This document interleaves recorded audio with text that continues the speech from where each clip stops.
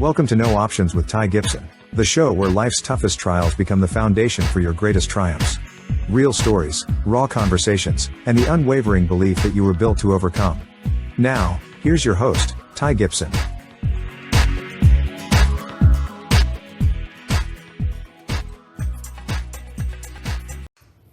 Hey guys, I am glad to be here today. We are excited to have Coach Tate DeMasco with me today, and I tell you guys, I want you to dial in here because we've got a really good conversation ahead of us, and I want you to hear. And when we get into exactly how Coach Tate DeMasco connects with us, you will know exactly and remember the time of this moment. So, Coach, first of all, thank you for being on the show today. Yeah, thank you for having me and getting to tell our story a little bit. Yeah, actually. So, guys, I'm going to tee you up just a little bit. Coach DeMasco is the head coach at Ingram Tom Moore, and how this connects and the story here is you guys were coming up on July 4th, and y'all remember this time last year, Coach was right in the middle of this with his team. You guys remember the floods that devastated this area, and just an unbelievable event. And Coach was right in the middle of it and played many roles. But really, the thing that I really want to talk about is how he worked around with his team and what a lot of people don't realize they did behind the scenes that was amazing. So, Coach, I'm going to, and I know this is a broad topic, and I know there's a lot to talk about here that you could really dive into. You could probably have many stories to talk about. But why don't you give us an overview of kind of how that day evolved and how you and your team pulled together?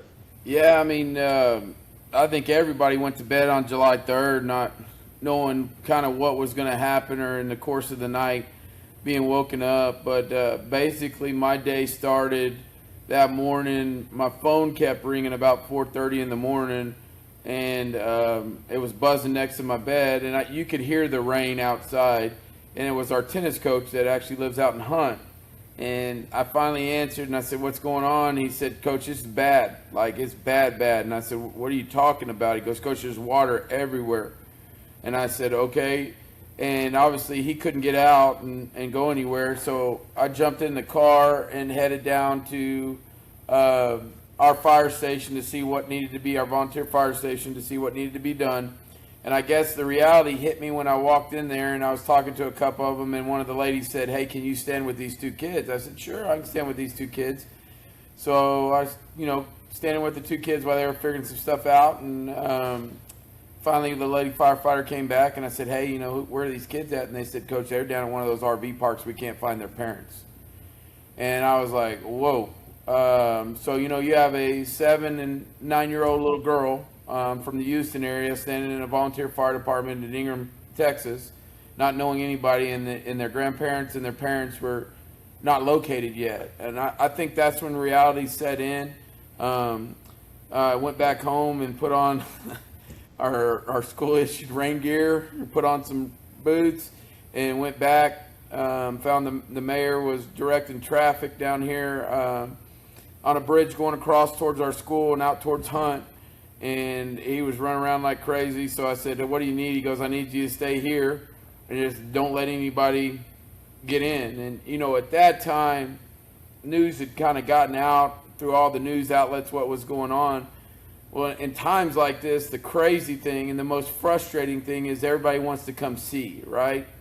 And you have numerous emergency vehicles trying to get down the road, and you have people from surrounding towns and even in our own town that are trying to drive out to see the flood damage. And so me and my offensive coordinator basically sat there for the next couple hours, rerouting people and not letting them through towards Hunt, so that first responders could get out there. And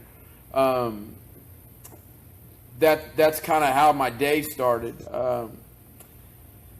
In the course of that time, probably around 10 that morning, water had receded some, and we're standing there, and here comes a front end loader, and a front end loader with two huge gas trucks,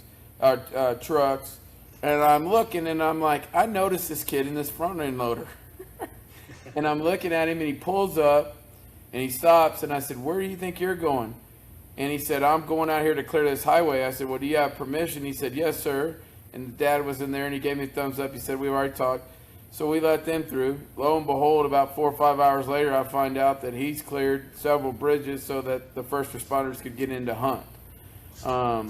You know, and was our senior defensive tackle last year, Chris Alva. Got a picture with him of him clearing the bridge with all the emergency vehicles behind it. And that's just the kind of people and the kids that we have in our town. They knew that there was a time of need, and everybody did something. They figured out what they could do to help, and that was his piece of doing that. And so about 12 o'clock, I got another phone call from a guy that runs a nonprofit organization here called Blind Faith, and he said, hey, I need you to get to City West Church. We got some organization we need to do. And I said, okay. So I headed over there, and we were just making food. At that point, we had some people with some helicopters that were taking food into camps with kids, which was happening for a little while until the kind of, state kind of shut that airflow down because they were looking for people and doing stuff. Right. And then we just kind of assembled there, and we kind of tried to figure out what we were going to do next. We knew we needed to feed people, and we had a small trailer out there, and God works in mysterious ways. While we were standing there, we got the gentleman I was working with, Tim Thompson, gets a phone call from Mercy Chefs, which is a huge organization, nonprofit organization in the United States. And they said, we have 3 18-wheelers coming with you. We'll be able to feed 5,000 to 10,000 people a day. And so that's kind of how that day took off.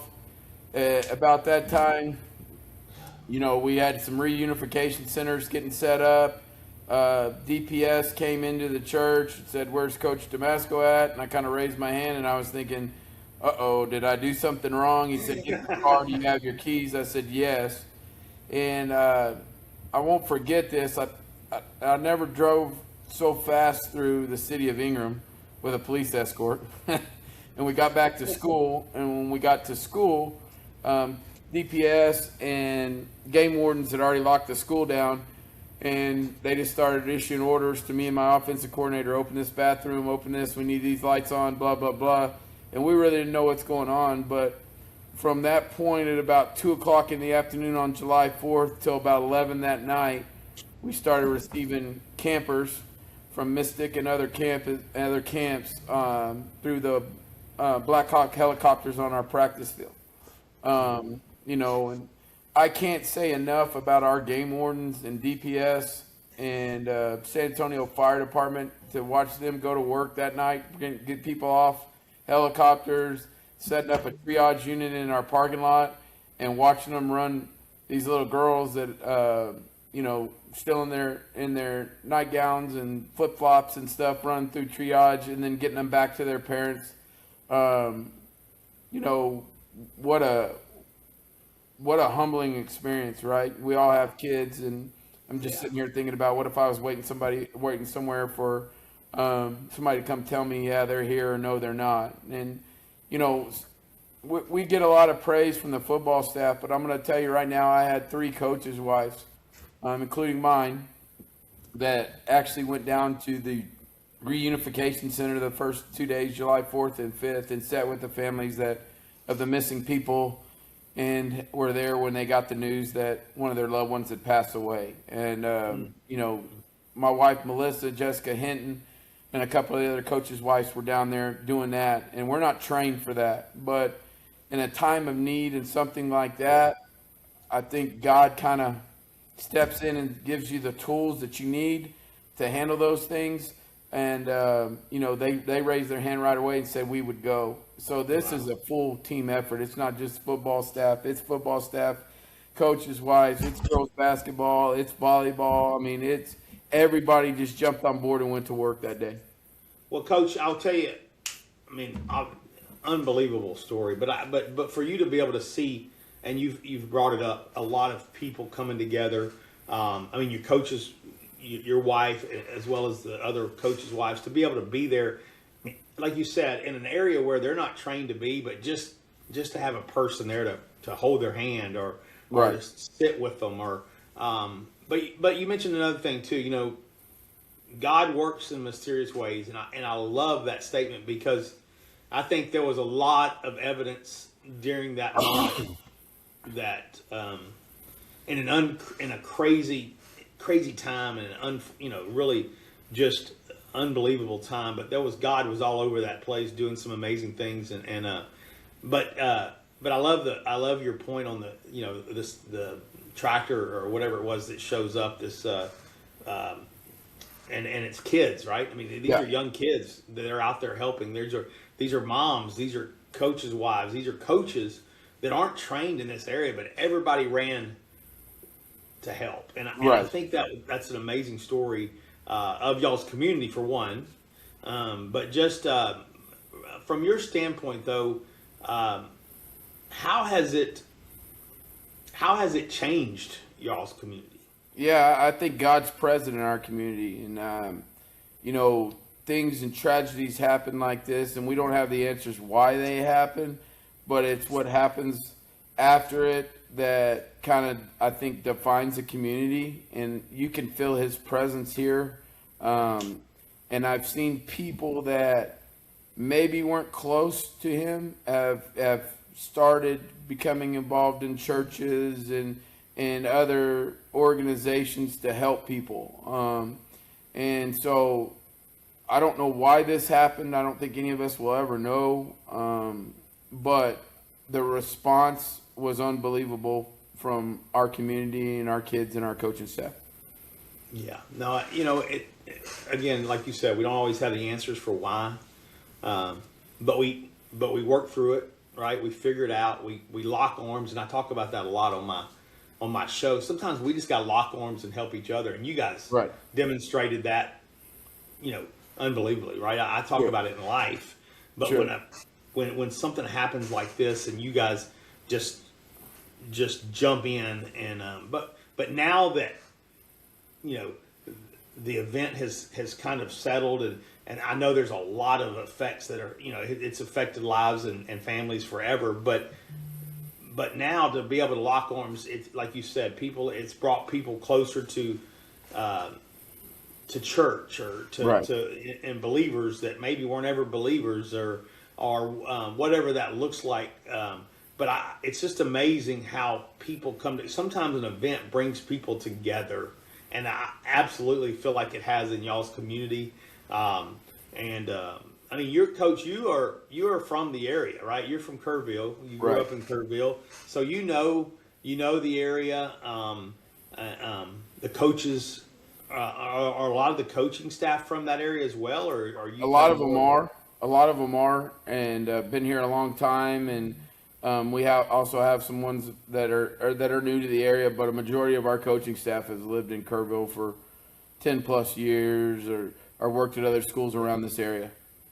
So you guys were really, impacted in probably some direct ways. Sure. And I'm sure you and your staff probably dealt with things you guys never ever in your life thought you would have to deal with. As a coach, and I'm going to bring this back. As a coach, you guys, and I talk about this a lot. I don't think we realize what coaches deal with all the time, right? You guys are counselors. You do a lot, right? You every day you're so much more than X's and O's and winning football games. There's so much more behind being a coach and a coach's wife that I don't think people ever know. But in this situation, it was a complete different level. And I'll tell you, I personally just wanted to get you on our show because I want to say thank you for how you stepped up and how your staff stepped up and how the community stepped up. But talking to a lot of people, you were a pivotal person in this event, and again, I just want to say thank you. So, what from your personal standpoint, what has it changed for you? How do you, you personally, how has it changed you? I think that it puts some things in perspective. So when we pull, whether you're a kid or you're a coach or you're just an employee of this school district, when we pull in every day, the one thing that I think about is on July 4th, sometime between 4 a.m. and 6 a.m., there was people that were hanging on trees right outside my football stadium fighting for their lives. And I'm as competitive as I want as anybody. If we're playing dominoes or we're playing football, I don't care. I want to win. But I think it put some perspective in me that it's not always all about winning or losing. It's about building selfless kids. And in a community, in a country, in a world where everybody is so about themselves and who gets the glory and all that, what an opportunity for our kids to see what selfless acts look like and helping other people that they may not know. And don't worry about if you get a credit. And I'll be honest with you, I took some heat early on from our parents because we circled our wagons, and I wanted to make sure that everybody within our athletic program, whether they were 7th grade to 12th grade, was taken care of. Their houses were cleaned up, and I didn't let any media in because that's not what it was about for our kids. And I know there were some other people that let media in and were posting. Our rule was we're going to help people. You're not taking pictures. You're not putting it on Twitter. We're not putting it on Facebook about what we did. We are intentional about this. Circle the wagons, help the community. The rewards will come later. So we were very intentional about not doing photo ops and stuff like that. I wanted them to learn what it was like to care about somebody else and help somebody else in a time of need. Because if we were ever in that situation, we'd want the people to help us too. And I think our kids really bought into that. And I think it transferred over into football season. And it kind of built a culture within our walls still today that it's not just about me. It's about everybody that's in this building. And when we talk about everybody within our field house and our building, it's all the way through our coaching staff, our athletic training staff, our janitor that cleans our locker room. We have the best janitor in probably United States and America. You could eat off the floor in here, all the way down to our administrative assistant. Anybody that's involved in our program, it's about what we can do to help somebody else on a daily basis. And I think if we could just get that accomplished, we're going to have a lot of success coming out of our program in life. Absolutely. And I mean, you're right. I mean, I get to go to see a lot of programs, and there's a lot of winning programs. There's and all that. And a lot of times we get so focused, as you mentioned, about the wins and losses, and but at the end of the day, it's really about life, right? And I agree 100%. And I love what you said about teaching these kids about selfless acts. And I think, unfortunately, you were able in an event that really had these kids stepped up. But from your leadership, I think you've taught some young men and women and parents for that thing that when times happen, we've got to step up and I just personally want to say thank you to you and your staff and the people that your kids for teaching them in a moment that could have really been something that we really everybody focused on themselves and just took but you really pulled them together and I think that was a beautiful thing and again I think all the rewards and accolades and all that stuff will come later. And I love the thing about social media, no photos. I think that was a beautiful thing, and I think that's all of those kids will benefit from that and later in life. So thank you for that. Now, so let's talk. Is a lot of the kids that were involved? I mean, do you have a lot of those kids coming back, or you got a young team coach? What does it look like? What does that look like for you? We got a lot of kids back that were involved in that, and it was a 9th through 12th grade deal. I mean, so we shut down camp. We had some things in our parking lot, HEB and some other people, so we had to shut down camp for a couple days, and then the kids started texting like, Coach, can we get back in the flow? We're ready, and it's so hard to move at that point. We had checkpoints, all that, but we finally got going back with our summer camp, and all we did is I have a lady that was our football mom last year, Bridget Sim, and she's now working for us in the school district in the athletic department. She would set up a spreadsheet, and people knew they could call, text her, text me, text the coach, and we would just work through the spreadsheet, and it would be like so and so at this address needs 6 kids tomorrow. So we would come in and work out, and then we'd let them shower, and then we would sit here and we would disperse the kids to where they needed to go, whatever that is, unloading 18-wheelers, cleaning out a house, helping the little old lady down the river that has tree branches in her yard that she can't move. We probably did that for a couple weeks, and it was amazing to see. At first I was real hesitant because there's still search and rescue going on, and I wanted to make sure our kids were in the right spot.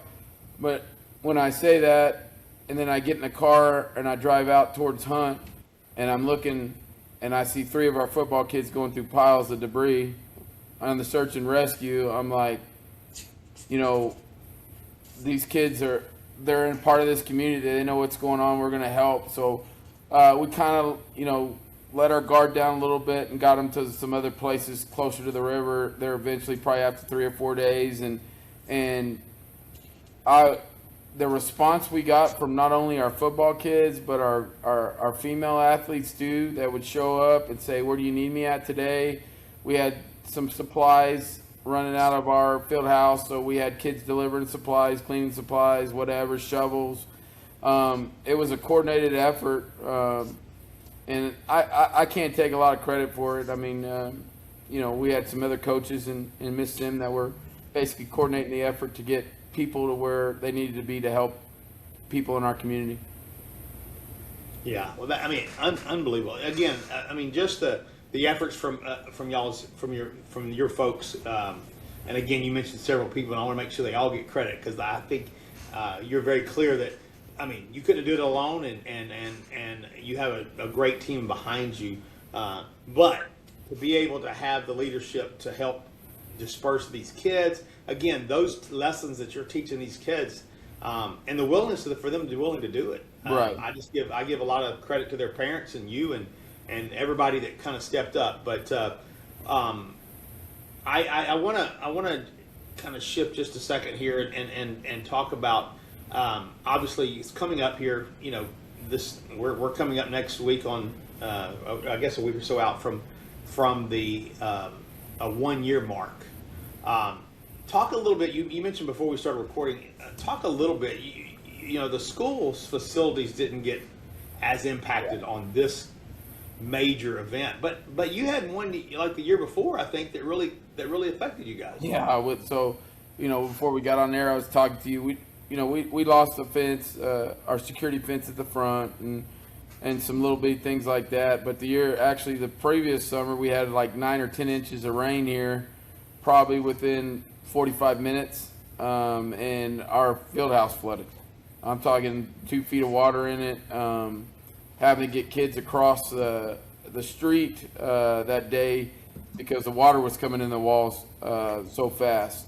So not to the stage that it was on July 4th with the destruction and the loss of life, but we'd already been through that with these kids one time, and so I think there wasn't a lot of panic. Obviously from an athletic director standpoint, there was panic and a little uneasy on July 4th until we had all of our kids accounted for. Once we had all of our kids accounted for, females and males from 7th grade all the way to 12th grade that participated in athletics, once we had them all accounted for, then I think the ease kind of left the body and was like, because you know how these things go, it's like so-and-so's missing, what? And then 30 minutes later, they just had moved up the road, whatever. So we dealt with that a little bit on July 4th morning. But I think going through this, it's one of those deals where our kids, obviously in the game, any game we play, there's going to be adversity, right? So this is real life adversity, and they answered the call every time we called, and it's a tribute to the kids that in our coaching staffs. And we haven't said a lot, but our coaching staff from July 5th all the way up, even after 2-a-days started, we're still delivering meals. I'm my defensive line coach, Coach Brackeen, and my offensive coordinator, they did what they called the rock camp route, and they took people hot meals all the way past Hunt. I think it was about a 32-mile round trip. Every day, lunch and dinner. So it took them probably 3 hours to do it every day, and by the time they got back from lunch, they would load up and go back out for dinner.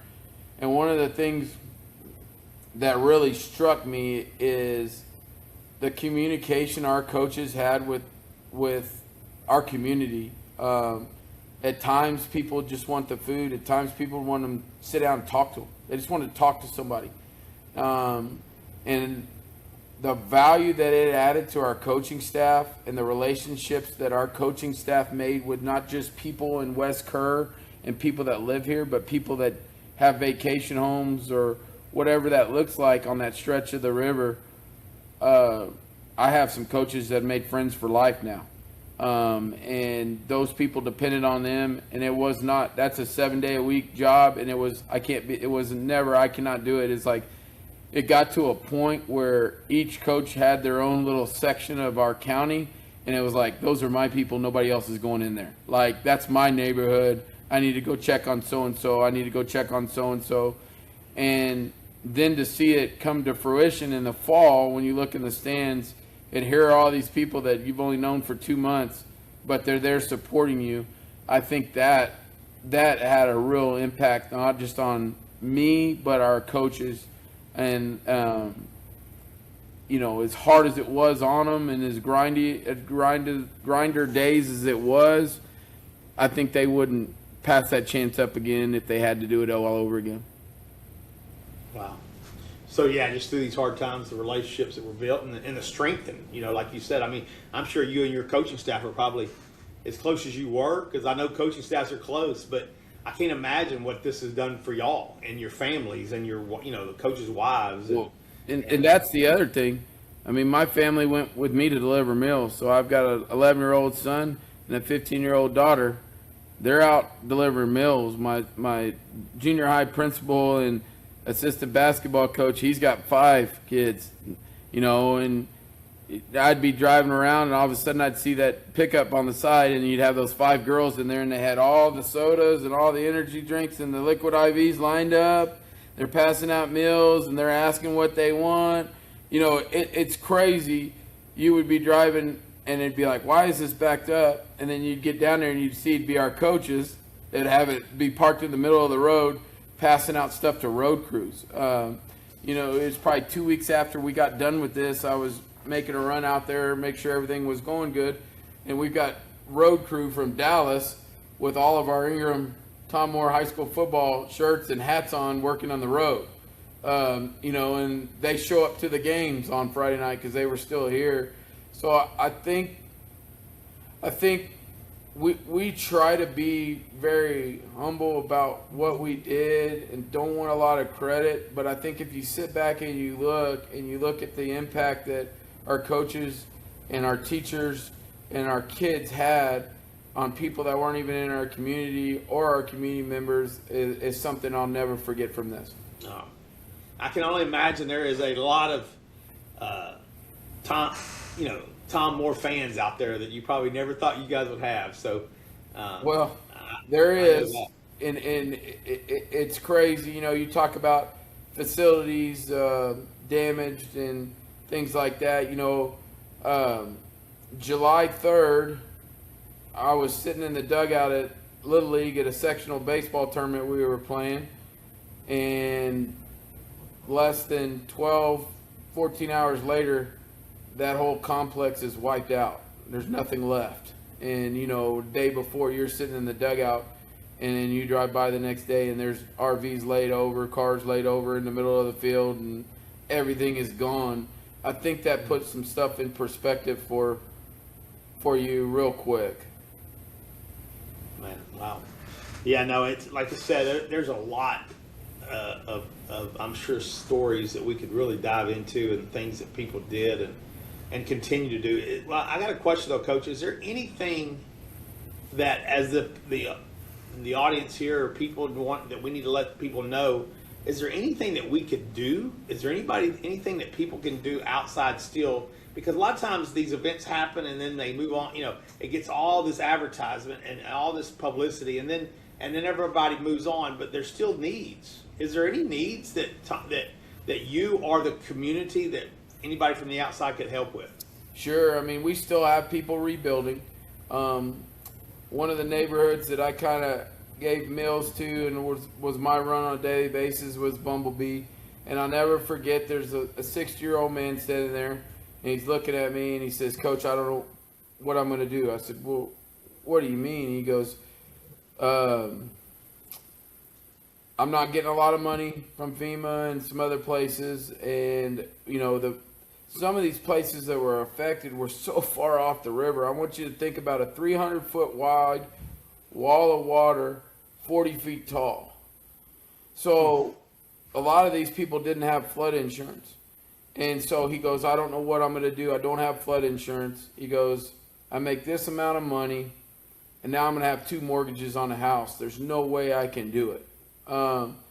What we probably need right now is a lot of prayer, and there are some little organizations that, and I'd caution people about going to the right organizations to give money to make sure that it gets back into the community members' hands. That's one thing as a small town AD I thought I'd never have to deal with is making sure funds were getting to the people that needed them and getting them to the right place. And so we're still in a rebuild project. One of the things I've said from day one and I'm extremely worried about is all of our small businesses that run on Highway 39 and getting them back on their feet. And they're slowly but surely starting to get back on their feet. But there's several different avenues that people could help, but I would think that prayer would go a long ways, and especially here in these next couple weeks. I know a lot of our people in our community are already talking about getting out of town on July 4th. That's still where we're at. They just don't want to be here, which I understand. But there's some little bitty things, and they can if they want to. You feel free to share my email, and I can get them to the right people in our community that'll get the money back into the people's hands that need it. Well, that's absolutely right. Now, I'll make sure, Coach, when we get off, I'll make sure I get. I have Coach's contact, guys. So if you'll follow up on my show and let me know that you guys are looking to help, I'll make sure we get with directly with Coach where you can assist there. So. Yeah, Coach, thanks for sharing that. Now let's talk a little bit of football for a minute. Okay. You got these kids; these guys have did some amazing things. How's it looking for this year? Are you guys ready? You guys how's the team look? Yeah, we're in good shape. We've got 8 guys back on offense and 7 guys back on defense from a team that went 3 rounds deep. So we're excited about the year. Have a lot of returning guys that have been very impactful for our football program. Some of them even started as freshmen and now going to be seniors. So I think our community, our coaching staff, and everybody here is expecting a great year and a fun year. And, one more opportunity for us to pull this community together again, right? Friday night here in our stadium, pull them together again, keep the positive vibes going, and put on a show for our community. And but we're extremely excited about this year and what could happen. I bring this up because you just hit on it. I think bringing the community together. Friday night football is a special thing in Texas, as we know, but it's in these one town or one horse town type deals where we say, hey, you got your team. That is where what we do on Friday night. That's where we go, and I'm excited, for you guys to have a place to come together. And I'll tell you what, I'm looking forward, and hopefully I'm going to try to make a game this year for y'all. And I would love to come down and see your place and cheer you guys on. When's your first game? First game is August 27th, I believe, against Hondo in Hondo. Okay. So, and then we'll have the home opener the next week against Brady, which was crazy last year because actually Governor Abbott came to the Brady game last year and flipped the coin and was here. And so he takes a lot of credit for our winning streak. When he showed up, so he takes a lot of credit for that. And what a great night for him to show up. And the thing that Ty, before we get off, there's two organizations that I will refuse to not talk about whenever I get a chance. And please do. In the San Antonio Spurs, absolutely unbelievable. Mitch Johnson, R.C. Buford, Caleb Thornhill, Brian Wright. I mean, it's a weekly check-in. It is, they brought their players out to practice in our gym in September in front of our whole kids. Mitch and Caleb and those guys have been on the ground here multiple times. They've been in talking to our community. They've brought gift cards. They have taken our kids to Spurs games, taken them to the practice facility, fed them lunch, took them to a Spurs game. I'm talking about absolutely unbelievable. Whenever, and last week when y'all called, I was actually in Omaha at the College World Series. But after I got done with camp yesterday, my phone rings and it's somebody from their organization saying, okay, what's going on here in the next couple of weeks, July 4th, what do you need? What do we need to get out there? They have been absolutely unbelievable. And so I think I might be more upset than they were that we didn't bring the championship all the way home. But I think they have a plan in place. And so looking for good things in the future.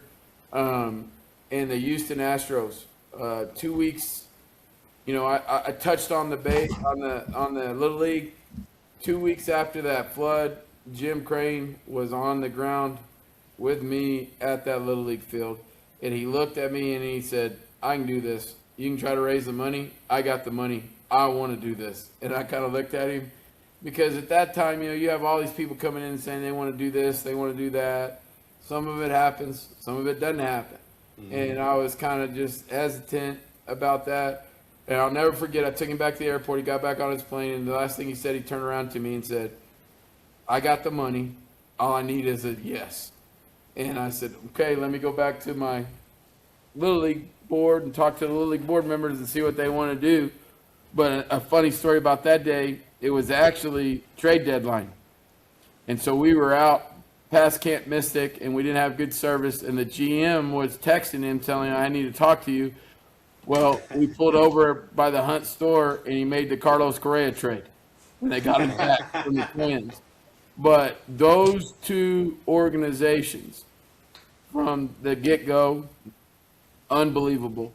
And you see the instant connection with the Spurs because they're so close, but the Houston Astros are 4.5 hours away from us. And when he said, I'm going to build a top-notch complex, he did on out there, probably the best Little League complex you've seen in the state of Texas. Everything is like as nice as they can, as nice as it could. And the one thing that struck me that he said was, I need a list of local contractors. And I kind of looked at him. I was, you're thinking it's the Houston Astros. They're going to bring these people from Houston. And he said, I want the money that I'm fixing to put into this to go right back into your community. And so I can't thank both of those organizations enough.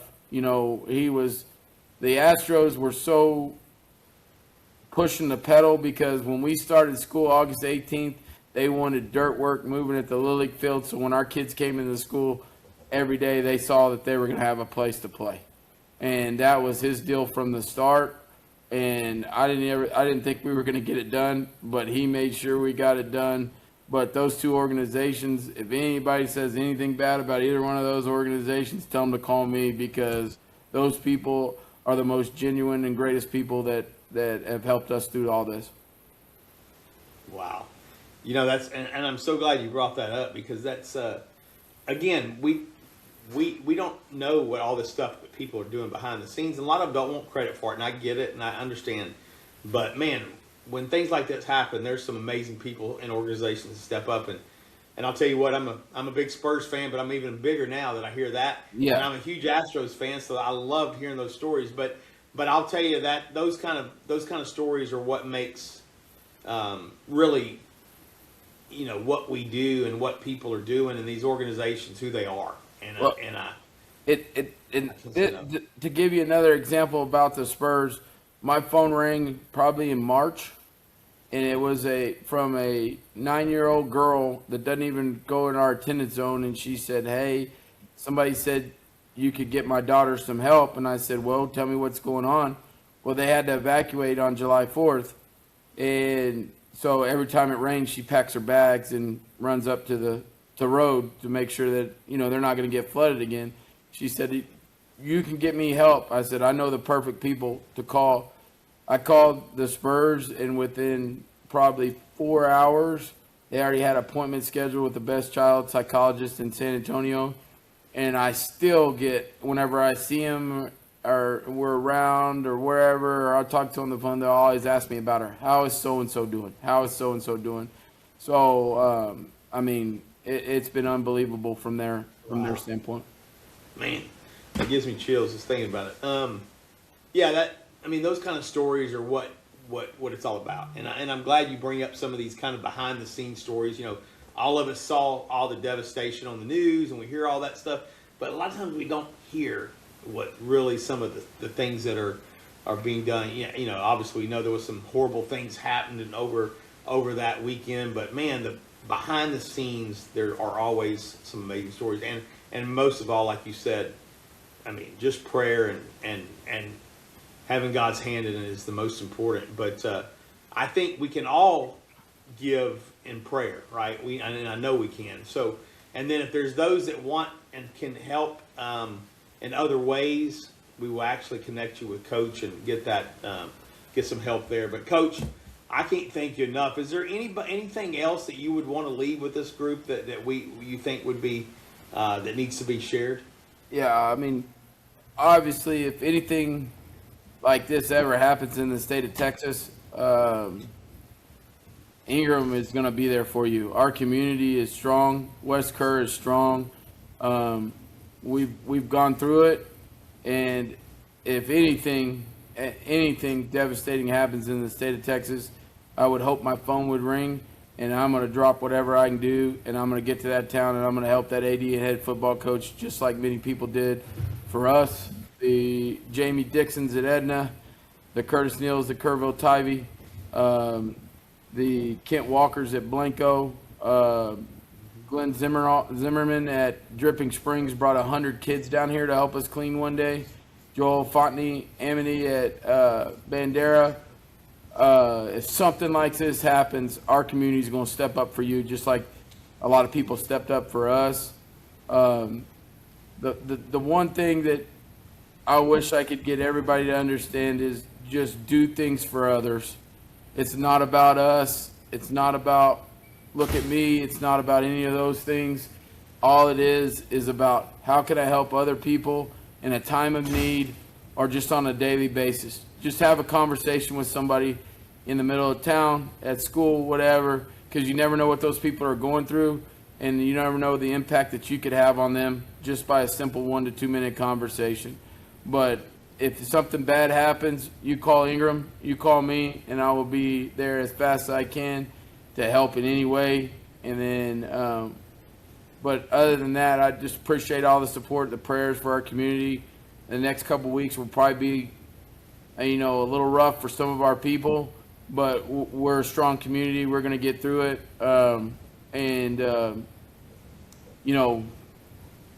We wanted to make sure this wasn't a political game or anything like this. Very intentional about who we let in. We let Dave Campbell's Texas football in. And Carter Yates did great the couple times he came. I didn't want this to turn into a political deal. When you go home at night after being up from 5 to 10 and you have TV reporters standing in your front yard, I don't have time to talk to them. I just want to get our community back going and and doing those things. And so I just, caution everybody. I know there's a lot of stuff out on social media, blames placed there. Nobody in this county knew what was going to happen that night. There's not a person that knew. And the people that lost lives, or the people that were caring for other people in our county that night, if they knew how bad it was going to be, they would have done everything they could. But it just happened. And that's coming from somebody that was here that night, not somebody that's on a news outlet or whatever. Nobody knew this was going to happen. It happened, and we're sorry it happened, but I don't want to place blame on anybody in our county for anything that was done wrong that night. Yeah, no, that's a great point. And again, as we say, there's a plan out there, and it's not our plan. Right. We don't have control of it, right? So, but Coach, I can't thank you enough. I could sit here and ask questions all day long, and because I love the just being direct and authentic about what happened and the great stories that came from behind it. But I want people to know, I wanted people to hear this because I think it's important and to understand. I think you brought a point up, visit. I personally has always been one of these guys that I never shared my story, and that's kind of one of the things I talk about here for years, because my dad was one of these guys that taught me, hey, dust off, you're going to be okay. Nobody wants to hear your problems. But let me tell you, as I grew and I went through this and I started sharing my stories, I realized you never know what people need to hear. Right. And that's just what you just talked about, especially in y'all's cases there. Man, we don't know if that neighbor's struggling. Reach out. Go check on them. And we can do that in any community. We should do that on a daily basis. Just put your arms around people and say, check in, because you never know what people are going through. And I think you guys have demonstrated that very well, Coach. And Coach, I know we're running out of time, but I just want to thank you for what you've done. I want to thank a couple. You mentioned several of these other coaches and athletic departments, the Houston Astros. Good Lord, what a cool story that is, and the San Antonio Spurs. Yeah. When they didn't have to do any of that, and they stepped up, and are doing some amazing things, and I'm sure there's going to be more that do. But you don't have to have the San Antonio Spurs type of resources or the Astros resources. Sometimes it's just what we have in our, a willing to help. You're right. willing to just get in your truck and go help somebody. So keep that in mind. I know that was demonstrated all over your community. And Coach, again, thank you, and please tell your community thank you for what you're doing. You guys have been a shining light of ways to help each other in our communities and around the world. So thank you for that. I appreciate it. Thank you for having us on. Go Warriors. Take care, Coach, and good luck this year. And there'll be a lot of fans following you on this year as far as your football program, and we're excited for you. So we appreciate you, and thanks so much for being on the show. Yes, sir. Thank you.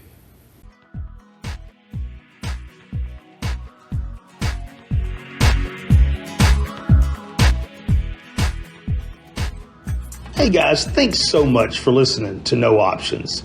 If this episode spoke to you, please take a moment and leave a review. And more importantly, please share it with someone who may need to hear it. You can find more stories, resources, and ways to connect over at my website, TyGibson.com. And that is Gibson with a P, TYGIPSON.com.